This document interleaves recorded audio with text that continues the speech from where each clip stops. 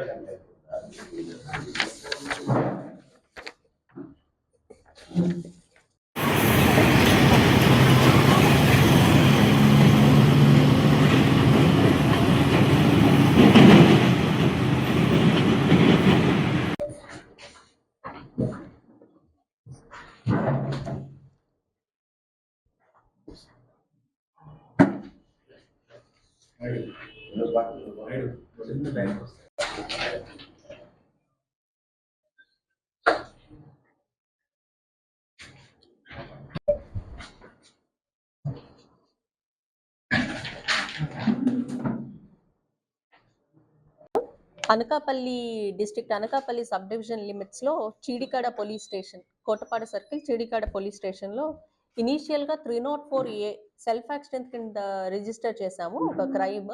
కానీ subsequent SI గారు crime సీన్కి వెళ్ళి on identifying the dead body ఆయనకి సస్పీషియస్గా అనిపించి పిఎంఈ రిపోర్ట్ ద్వారా మేము ఈ కేసుని మర్డర్కి ఆల్టర్ చేయడం జరిగింది. దీంట్లో తెలిసింది ఏంటి అంటే, going in to the facts, ఎవరైతే డిసీజ్డ్ ఉన్నాడో డిసీజ్డ్ వైఫ్ ఎవరైతే ఉందో A1 కొండమ్మ, ఆమె అండ్ ఆమె ఈ తెనాలికి ఈ కూలి పనులకు వెళ్ళినప్పుడు A2 ఎవరైతే ఉన్నాడో అతనితో పరిచయం ఏర్పడింది.